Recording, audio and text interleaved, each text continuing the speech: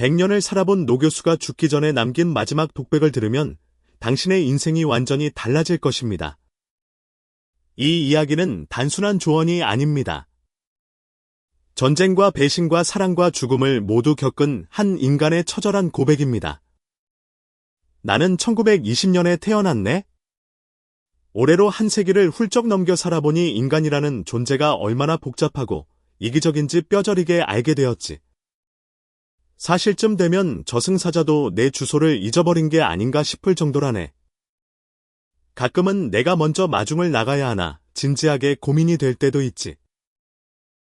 나는 전쟁의 포화 속을 걸어보았고 배를 줄이며 죽음의 문턱을 넘나들기도 했네. 강단에서 가르쳤던 수많은 제자의 성공과 쓰라린 배신을 모두 지켜보았지. 1920년생이라니 내가 태어난 해에 미국에서 세계 최초의 상업라디오 방송이 시작되었다는 사실을 아는가?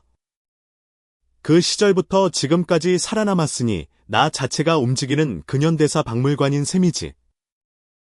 젊은 시절 나는 사람을 믿는 것이 최고의 미덕이라 굳게 믿었네.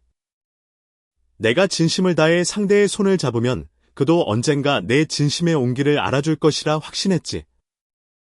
하지만 인생은 결코 동화가 아니더군. 해가 저물고 집에 돌아와 불 꺼진 서재에 홀로 앉아있으면 하루 종일 수십 명과 웃으며 나눈 말들이 차가운 허공 속으로 흩어지는 것을 느끼곤 했네. 그 공허함은 마치 바닥 없는 우물과 같았지. 아무리 따뜻한 말을 퍼부어도 채워지지 않는 깊은 곳이 있었네.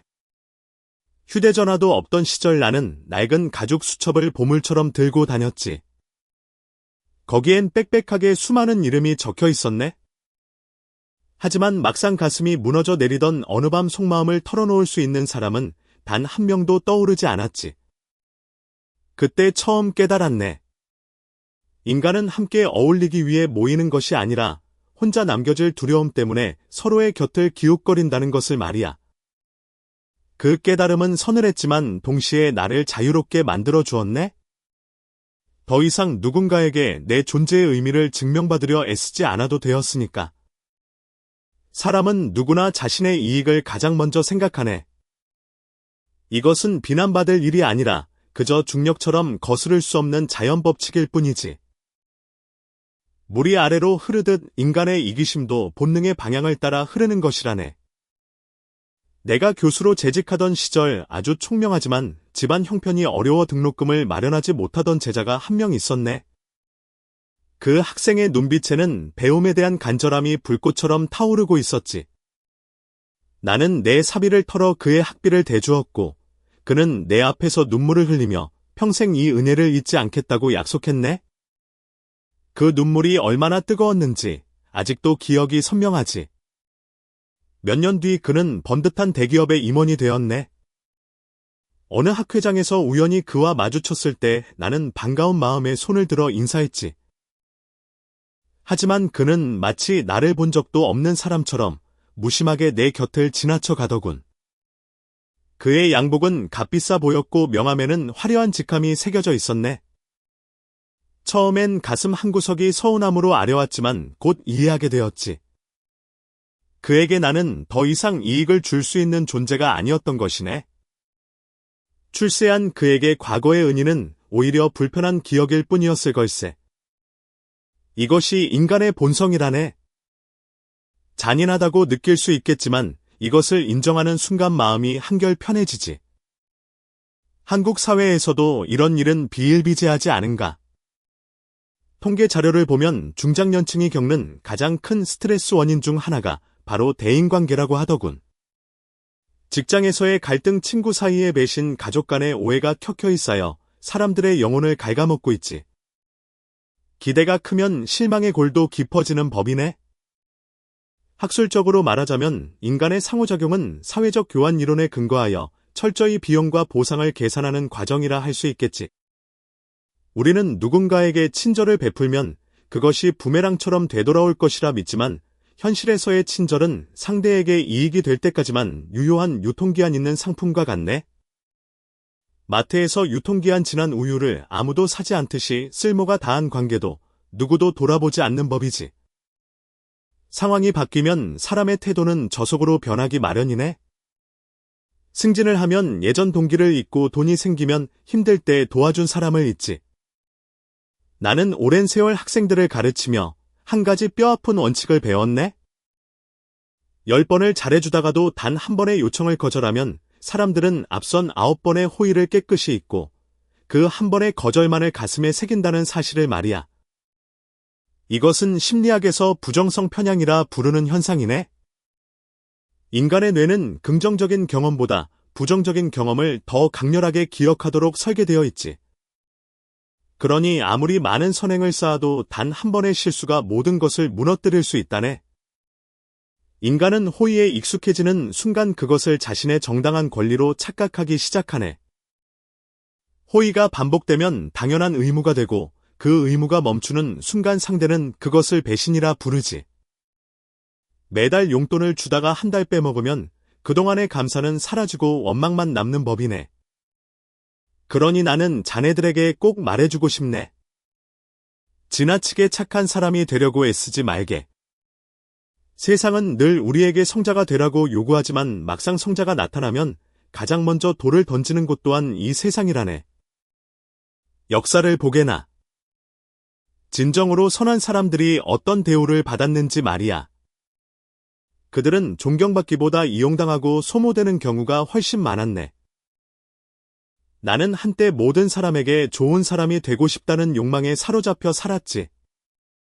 누군가 부탁하면 거절하지 못했고 도움을 요청하면 내일을 제쳐두고 달려갔네. 하지만 그 욕망이 나를 얼마나 지치게 했는지, 내 영혼을 얼마나 갉아먹었는지 모른다네. 밤마다 지쳐 쓰러지듯 잠들면서도 왜 이렇게 피곤한지 이유를 몰랐지. 결국 깨달았네. 좋은 사람이라는 가면 뒤에 숨어 이용당하는 사람이 되어서는 안 된다는 것을 말이야. 착함은 미덕이지만 무분별한 착함은 자기 파괴의 지름길이라네. 한 노시인은 이런 말을 남겼네. 사람은 나이 들어 비로소 사람을 가려 사귄다고. 젊을 때는 인맥의 양으로 자신의 가치를 증명하려 하지만 늙어서는 그 인연의 깊이만이 남는 법이지. 100년을 살아보니 곁에 남은 이는 손에 꼽을 만큼 적지만 그 적은 수의 단단한 인연이 오히려 나를 더 견고하게 만들었네. 수백 명의 얕은 관계보다 서너 명의 깊은 관계가 인생을 지탱하는 진짜 기둥이라네.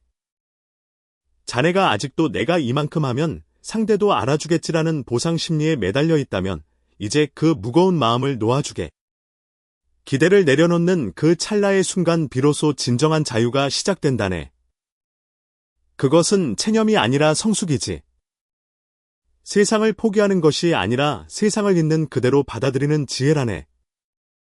사람을 미워하라는 뜻이 아니네. 다만 인간이라는 존재를 너무 과대평가하지 말라는 뜻이지. 인간을 있는 그대로 그 이기적이고 나약한 본성 그대로 바라볼 때 우리가 받는 상처는 절반으로 줄어들 것이네. 기대가 낮으면 실망도 낮고 실망이 낮으면 분노도 줄어들지. 그렇게 마음의 온도를 한 단계 낮추면 세상이 훨씬 선명하게 보인다네. 나는 수많은 배신을 겪었지만 역설적이게도 그 덕분에 더 단단해졌네. 억울함에 밤잠을 설치던 수많은 날이 있었지. 베개를 눈물로 적시며 왜 나에게만 이런 일이 일어나는가 원망하던 밤도 있었네. 그러나 이제는 안다네. 배신은 특별한 비극이 아니라 인간이 인간이기 때문에 일어나는 지극히 자연스러운 현상이라는 것을. 비가 오면 우산을 쓰듯이 배신이 오면 거리를 두면 되는 것이지. 이 사실을 명징하게 받아들이는 순간 자네 인생은 더 이상 타인의 변덕스러운 손에 휘둘리지 않게 될 것이네. 젊은 날에 나는 사람들과 어울리는 법을 참으로 몰랐네. 너무 뜨겁게 다가가 상대의 숨을 막히게 하거나 상처받기 싫어하에 거대한 성벽을 세워버리거나 늘 그 극단 사이에서 갈팡질팡했지. 마치 시계추처럼 한쪽 끝에서 다른 쪽 끝으로만 왔다 갔다 했네. 중간 지점에 머무는 법을 몰랐던 것이지. 그러다 100세를 넘기고서야 비로소 깨달았네. 인간관계란 따뜻함과 고통 사이에서 정교하게 균형을 잡는 아슬아슬한 줄타기라는 것을 말이야. 추운 겨울날 고슴도치들이 서로의 체온을 나누기 위해 다가가지만 너무 가까워지면 서로의 날카로운 가시에 찔려 피를 흘린다는 이야기를 자네도 들어봤을 걸세. 쇼펜하우어가 처음 이야기한 이 비유는 100년이 지난 지금도 여전히 유효하네. 나 역시 그 가시에 수없이 찔려 온몸이 흉터투성이라네. 믿었던 동료 교수와 밤을 새워 공동연구를 하다가 내 연구 성과를 교묘하게 빼앗긴 적도 있었네. 그때의 분노는 이루 말할 수 없었지. 학문의 전당이라 불리는 대학에서조차 이런 일이 벌어지다니 하고 세상을 원망했네. 수십 년을 형제처럼 지내던 친구와 사소한 오해 하나로 평생 등을 지기도 했지. 한마디 말이 수십 년의 우정을 산산조각 내버렸네. 그때마다 나는 분노했고 억울함에 가슴을 쳤으며 세상을 원망했지. 하지만 100년이라는 시간을 통과하며 돌아보니 알겠더군. 내가 아팠던 이유는 그들이 특별히 악마 같아서가 아니라 내가 그들에게 너무 가까이 다가갔기 때문이라는 것을 말이야. 거리가 가까울수록 상처도 깊어지는 법이네. 가족이라고 예외는 아니네. 우리는 가족이니까 모든 것을 이해해줄 것이라 믿는 치명적인 착각을 하곤 하지. 피를 나눈 사이니까 무조건 내 편이겠지 하는 그 위험한 전제 말이야. 하지만 가장 깊고 아픈 상처는 대개 가장 가까운 혈육에게서 받는다네. 기대가 크면 예의가 실종되기 쉽고 예의가 사라진 자리에는 존중 또한 머물지 않기 때문이지.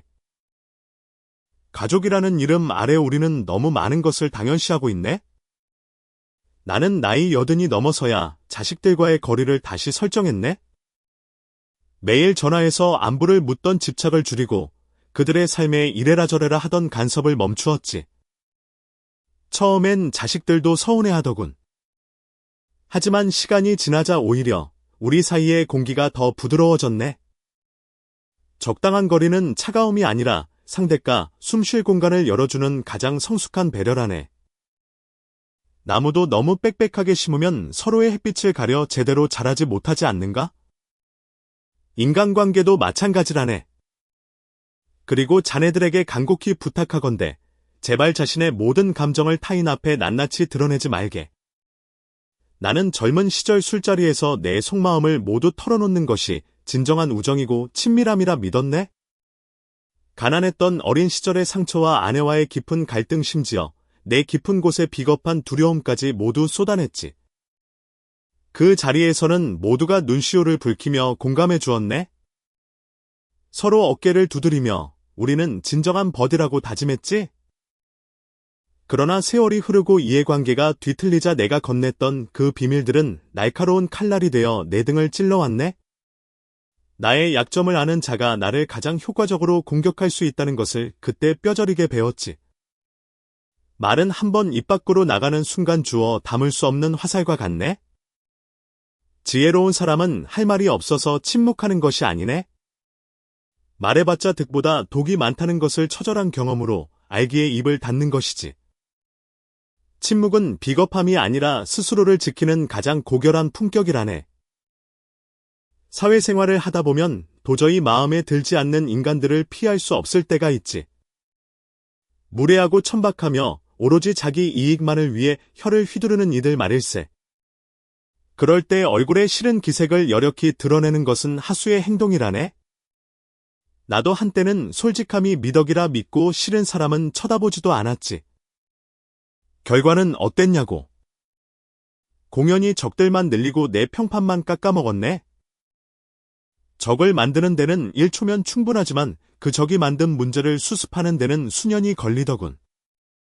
그래서 나는 전략을 바꾸었지. 속으로는 천리 길거리를 두대 겉으로는 누구보다 깍듯하게 예의를 갖추었네. 사회라는 시장에서 예의는 일종의 통용화폐와 같네.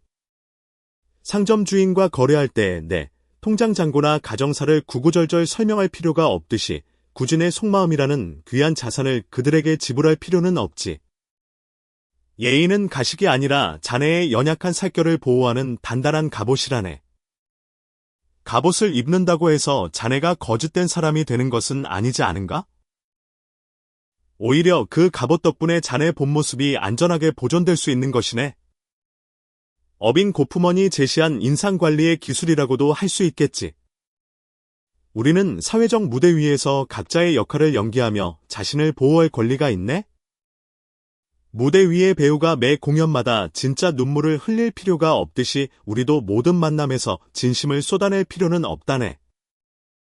또 하나 절대로 남을 고치려 들지 말게. 나는 평생을 교육자로 살았지만 사적인 관계에서까지 누군가를 가르치려 든 것은 내 인생의 아주 큰 실수였네. 그렇게 살면 안 된다거나 성격을 좀 고쳐라 같은 말들은 상대를 변화시키기는커녕 마음의 문을 쾅 닫게 만들 뿐이지. 사람은 결코 고쳐 쓰는 물건이 아니네. 성격은 나무의 결처럼 이미 깊게 새겨져 있어서 억지로 바꾸려 들면 부러질 뿐이라네. 인간관계는 광물 채집과도 같더군. 어떤 돌은 매끄럽고 어떤 돌은 날카롭지. 길가에 굴러다니는 돌멩이에게 왜 둥글지 않느냐고 화를 낼 필요가 있겠는가. 그냥 저 돌은 저런 성질을 지녔구나 하고 인정하면 그만이네. 그러면 신기하게도 분노가 줄어들고 상처도 덜 남지. 받아들임의 힘은 생각보다 위대하다네. 따뜻함은 나누되 가시에 찔리지 않을 만큼의 거리를 유지하는 것. 감정은 차분히 다스리되 품격은 끝까지 잃지 않는 것. 관계를 단칼에 끊어내는 용기보다 더 위대한 능력은 웃는 얼굴로 우아하게 거리를 두는 기술이라네. 나는 그것을 90이 넘어서야 겨우 터득했지. 하지만 자네는 아직 늦지 않았네. 지금부터라도 그 갑옷을 입고 자네만의 소중한 정원을 지키게나. 자, 이제 관계의 이야기에서 벗어나 좀 더 현실적이고 차가운 이야기를 해보려 하네. 바로 돈에 관한 이야기지. 나이가 들어 가장 많이 후회하는 것이 무엇인지 아는가? 사람을 너무 믿은 것 그리고 돈을 너무 가볍게 여긴 것이네. 이 두 가지 후회는 마치 쌍둥이처럼 늘 함께 찾아오더군. 나는 전쟁 직후 아무것도 남지 않은 폐허 위에서 처음 교단에 섰지. 당시 월급은 쌀 몇 가마니 값도 되지 않았고 대가족을 먹여 살리기 위해 밤에는 눈이 침침해질 때까지 번역 일을 해야 했네. 그 시절 나는 돈을 이야기하는 것을 부끄러운 일로 여겼다네. 선비는 그리고 학자는 마땅히 청빈해야 한다고 믿었지. 돈을 밝히는 것은 천한 것이고 학문을 추구하는 자는 가난해야 고결하다는 그 낡은 관념에 사로잡혀 있었네. 하지만 세월은 나에게 아주 다른 냉혹한 진실을 가르쳐 주었지. 돈이 없으면 품격은커녕 인간다운 기본권조차 지키기 어렵다는 사실을 말이야. 병원비 앞에서 자존심은 무참히 무너지고 작은 선택 하나에도 남의 눈치를 보며 굽신거려야 하지. 우리나라는 노인 빈곤율이 독보적으로 높은 나라라는 통계가 매년 발표되곤 하네. 많은 노인이 상대적 빈곤 상태에 놓여 있다는 사실은 부끄럽지만 부정할 수 없는 현실이지. 내가 아는 동료 교수 중에도 정년퇴임 후 연금이 충분치 않아 60이 넘은 나이에 경비원 일을 하던 이가 있었네. 평생을 학문에 바친 사람이 노년의 경비실에서 밤을 새우는 모습은 참으로 가슴 아팠지. 그는 나를 만날 때마다 늘 이렇게 말했네. 젊을 때는 체면을 지키느라 돈을 멀리했지만 늙어서는 내 통장을 지켰어야 했다고. 그 말이 내 가슴 속에 뼈아픈 송곳처럼 박히더군. 특히 친구와의 돈거래에 대해서는 내가 아주 단호하게 말하겠네. 절대로 하지 말게. 나는 30 무렵 가장 친하다고 믿었던 버색에 꽤 큰 돈을 빌려준 적이 있네. 그는 사업이 망해가고 있다며 내 앞에서 눈물을 뚝뚝 흘렸지. 그의 흔들리는 눈빛과 떨리는 목소리에 나는 마음이 무너졌네. 나는 그것이 우정이라고 생각했고 내 노후 자금의 일부를 떼어 그를 도와주었지. 하지만 돈을 갚기로 한 기한이 다가오자 그의 태도는 완전히 달라졌네. 내 전화를 피하고 약속을 어기고 나중에는 오히려 나를 돈밖에 모르는 매정한 사람으로 몰아세우더군. 빌려간 사람이 오히려 화를 내는 그 기막힌 상황을 자네도 한 번쯤은 겪어봤을 걸세. 그때 뼈저리게 깨달았네. 돈을 빌려주는 순간 그 관계의 저울은 이미 무너진 것이라고. 나는 돈도 잃고 수십 년을 함께한 친구도 잃었네. 남은 것은 차가운 허탈함뿐이었지. 돈은 관계의 시험지와 같네. 대부분의 관계는 그 시험을 통과하지 못한다네. 자식들에게도 마찬가지라네. 많은 부모가 내 자식인데 어떠려 하며 미리 재산을 물려주곤 하지. 하지만 미리 다 주는 순간 부모의 권위와 자리는 삽시간에 달라진다네. 나는 제자들 가운데 부모의 재산을 일찍 물려받고도 정작 부모가 병들자 서로 모시지 않겠다고 싸우는 사례를 수없이 보았네. 법정에서 형제끼리 원수가 되는 모습을 보면 인간의 본성이 얼마나 나약한지 절감하게 되지. 물론 모든 자식이 불효자라는 말은 아니네. 다만 인간은 익숙해지면 감사함보다 당연함을 먼저 배우는 나약한 존재라는 사실을 잊지 말라는 뜻이지. 노후 자금을 스스로 지키는 것은 이기심이 아니라 끝까지 내 삶을 책임지겠다는 고귀한 결단이자 책임감이라네. 경제학에는 모딜리아니가 제안한 생애주기 가설이라는 이론이 있지.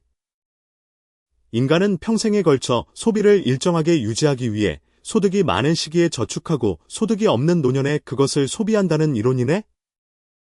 하지만 현실은 이 이론처럼 매끄럽게 돌아가지 않지. 생각보다 수명은 너무 길고 예상치 못한 지출은 사방에서 터져 나오니까 말이야. 의료비 한 번이면 수년간의 저축이 날아가는 세상이네. 하지만 그럼에도 불구하고 나는 재정 관리를 직접 한다네. 그것이 내가 자식들에게 짐이 되지 않고 내 목소리를 낼 수 있는 유일한 길이기 때문이지. 돈이 행복의 전부는 아니지만 돈이 없으면 불행을 막아낼 방패가 사라지는 것과 같네. 건강을 잃으면 자네가 쌓아온 모든 경제적 계산은 순식간에 무너진다네. 나는 90이 넘었을 때 꽤 큰 수술을 받은 적이 있지? 그때 병상에 누워 천장을 바라보며 깨달았네. 아무리 명예가 높고 따르는 제자가 구름처럼 많고 통장의 숫자가 넉넉해도 몸이 아프면 온 세상이 잿빛으로 변한다는 것을 말이야.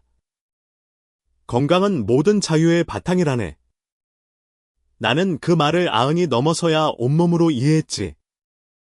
젊은 시절 우리는 체력을 소모하는 것을 훈장처럼 여기지만 노년의 품격은 절제에서 나온다네. 남의 기대를 맞추느라 잠을 포기하지 말게. 남의 눈치를 보느라 자네의 소중한 비상금을 털지 말게. 자네의 심장과 통장이 동시에 바닥나면 그 누구도 자네의 인생을 대신 책임져 주지 않는다네. 씁쓸하지만 이것이 내가 100년을 넘게 살며 목격한 이 세상의 정직한 풍경이라네. 노후의 평화는 젊은 날의 무모함이 아니라 철저한 절제에서 비롯된다네. 자네가 지금 50대라면 아직 늦지 않았네.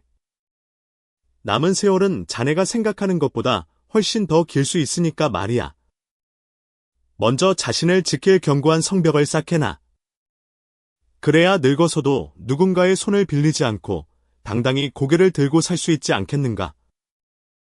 이제 이 무거운 돈 이야기를 접어두고 우리 삶을 지탱하는 또 다른 축인 사랑에 대해 이야기해보세. 돈이 삶을 지탱하는 단단한 지면이라면 사랑은 그 위에 세워진 지붕과도 같네. 지면 없이는 집을 세울 수 없지만 지붕 없이는 비바람을 막을 수 없지 않은가. 나는 결혼했네. 전쟁의 상처가 채 아물기도 전 세상이 온통 잿빛이었던 시절이었지. 그때의 사랑은 정말이지 화산처럼 뜨거웠다네.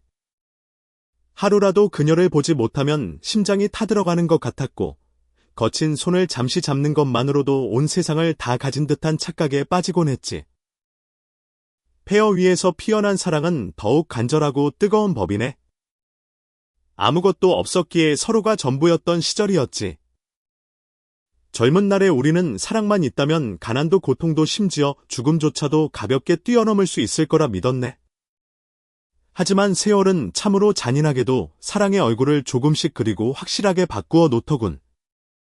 아이들이 태어나고 치열한 생활이 시작되면서 낭만은 조금씩 현실이라는 파도에 씻겨 내려갔네. 기저귀 값과 월세 걱정이 끼어들자 사랑은 점점 다른 모양으로 변해갔지. 뜨거웠던 열정은 줄어들고 대신 무거운 책임과 의무가 그 자리를 차지했네. 밤새 아이를 돌보다 지쳐 서로 짜증을 내기도 했고 월말이 다가오면 가계부 앞에서 한숨을 쉬기도 했지. 그때 나는 가끔 서재에 홀로 앉아 속으로 묻곤 했네. 왜 예전 같지 않을까? 우리가 사랑하긴 했던 걸까 하고. 하지만 100년을 살아보니 알겠더군. 그것은 사랑의 실패가 아니라 지극히 자연스럽고도 성숙한 변화였다는 것을 말이야. 뜨거운 용암이 식으면 단단한 바위가 되듯이 열정이 식은 자리에는 견고한 신뢰가 자리 잡는 법이네. 나는 아내와 60년을 함께 살았네. 우리가 늘 한 쌍의 원앙처럼 다정했을 거라 생각한다면 그건 큰 오산이라네.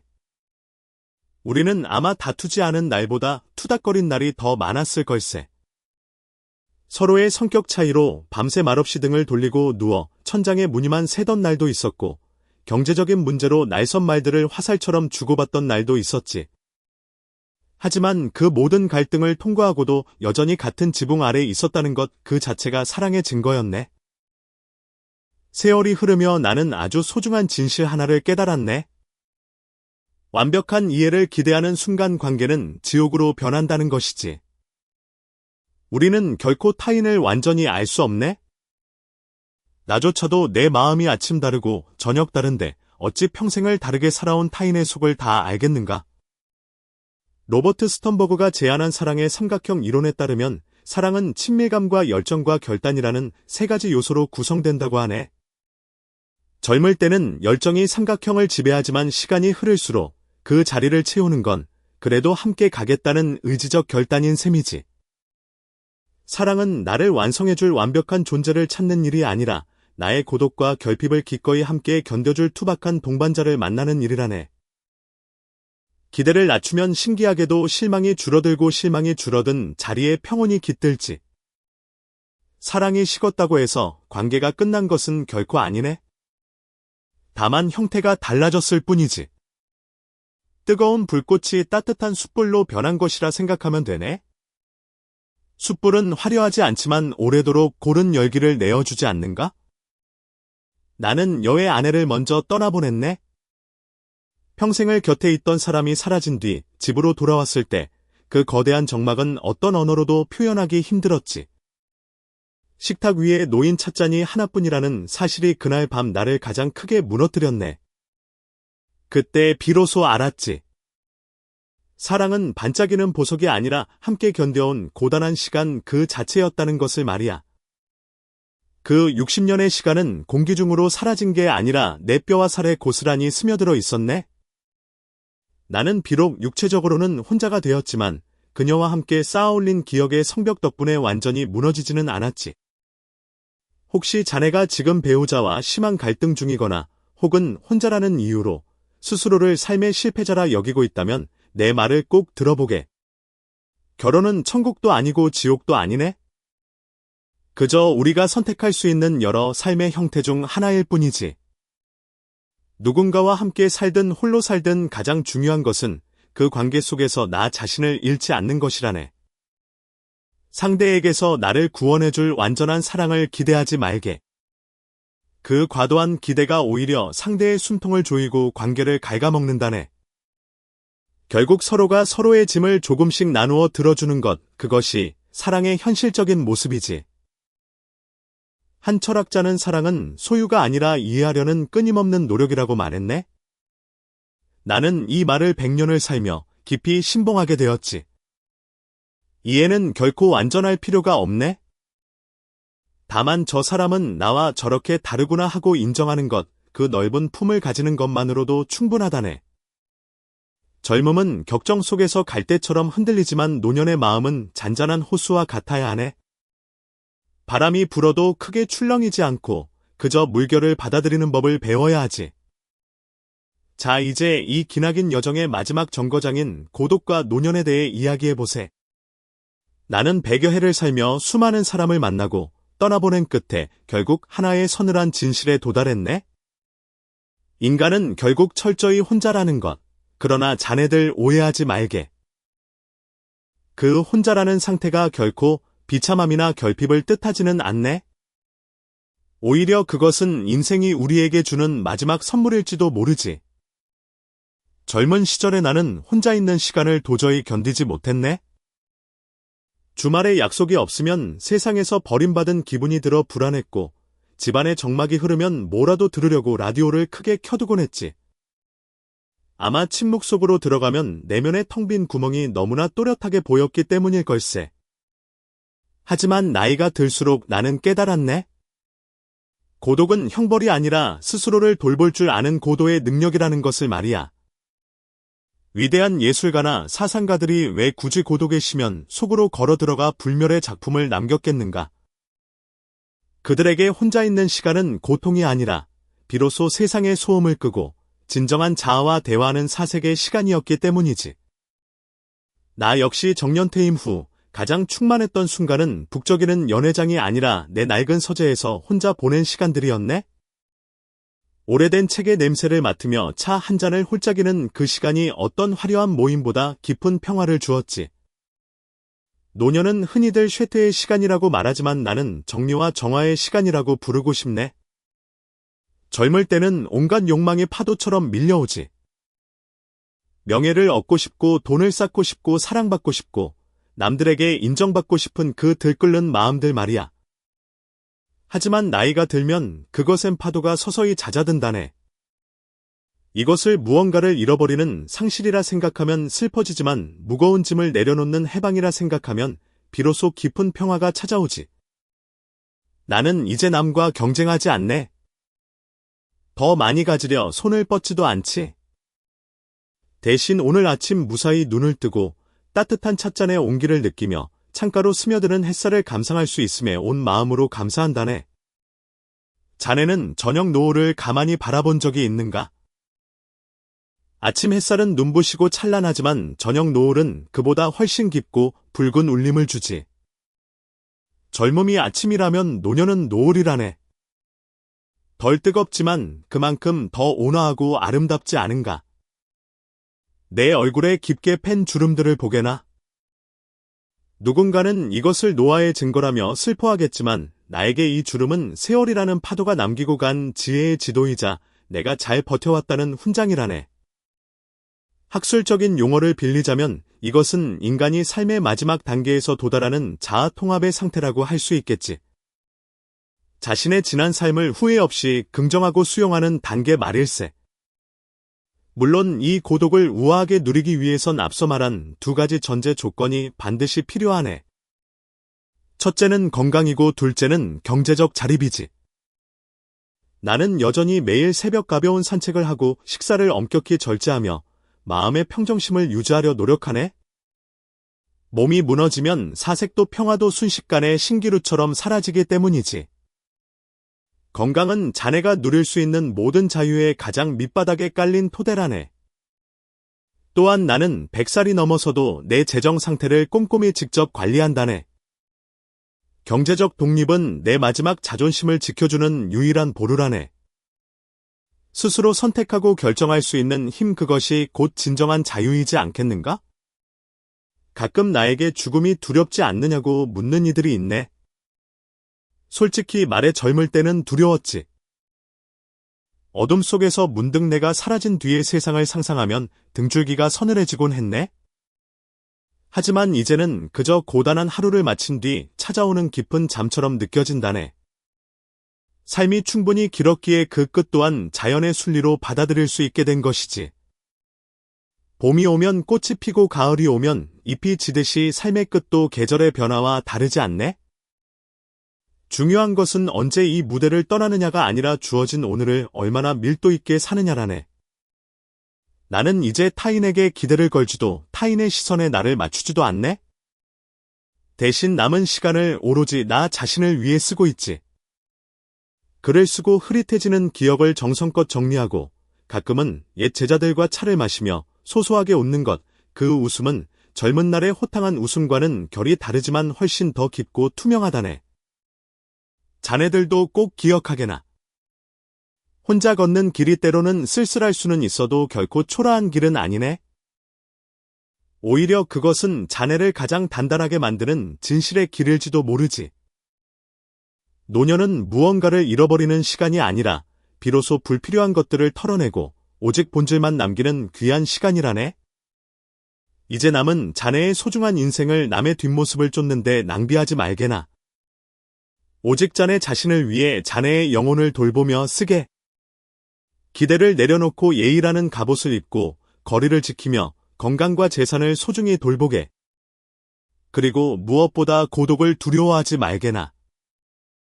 그러면 어느 날 자네도 나처럼 평온하게 말할 수 있을 걸세. 참으로 충분히 살았노라고 말이야. 밤이 깊었네. 우리가 함께 걸어온 이 이야기도 어느덧 마무리에 다다랐지. 창밖의 세상은 여전히 소란스럽고 누군가는 여전히 상처 입은 가슴을 부여잡고 잠 못 이루겠지만 오늘 밤 이 낡은 노교수의 독백이 당신의 마음 한구석에 작은 위로의 등불이 되었기를 바라네. 삶은 결국 혼자 가는 길이지만 그 길을 비추는 달빛은 누구에게나 공평하게 쏟아지는 법이지. 이제 그 무거운 기대를 내려놓고 지친 몸을 포근한 이불 속으로 깊이 묻어보게나. 내일 아침 눈을 뜰 때 세상은 오늘보다 조금 더 단순하고 명확하게 보일 것이네.